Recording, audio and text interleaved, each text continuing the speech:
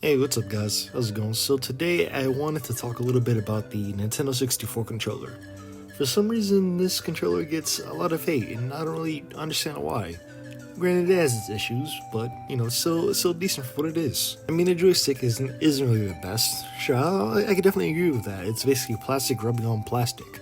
Basically, everything that controls the N64 joystick is all plastic, and of course, with plastic rubbing on plastic for a couple years, it wears out easily. But then again, there are also replacements. You could get a metal joystick or a GameCube joystick. These are both mods, you could easily install them. They work fine. Now, one thing a lot of people don't like about the N64 controller was that it has 3 handles. Now, one thing that a lot of people don't take into consideration is the timing. This was the mid to late 90s, and Nintendo was working on the N64 from 1993 to 1996. And 3D was just becoming a thing. And when the N64 first came out, the N64 controller got some great reviews. People said it was good, it was nice to handle, people liked it. I think one thing doesn't really get recognized when it comes to the N64 controller. When you take away the 3 prongs or the 3 handles, it looks very similar to a Super Nintendo controller. Of course, just with, no joystick. Again, another undervalued factor about the N64 controller is there's different ways to hold it, which means there's different ways to play. Take the left hand on the middle prong and right hand on the buttons. This is how you play any old regular game on the N64.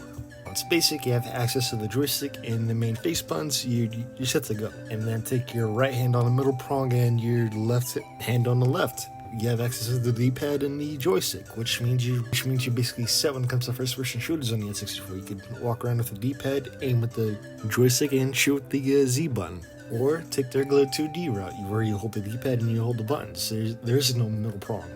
There is no joystick. This is ultimately perfect for 2D games like Yoshi's Island.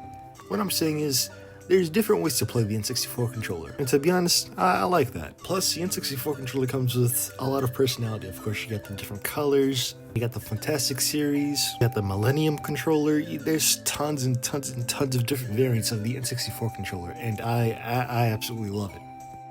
Now, all I'm really trying to say in this video is give the N64 controller more of a chance, because again, a lot of people don't really consider the timing. It was mid to late 90s, 3D was coming out, Nintendo had to do something, and this was the best option, at least for the time, until the DualShock came out. And actually, once the DualShock came out, that's when the N64 controller started getting some hate.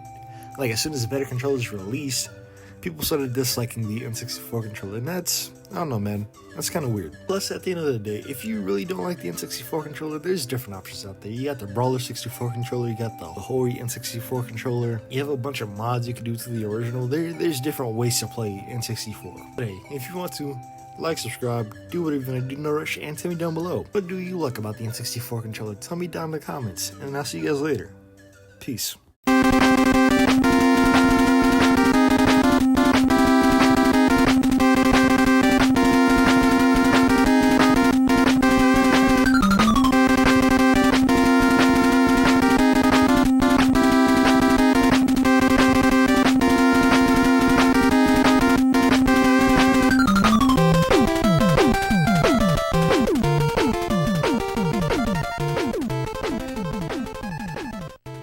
Huh?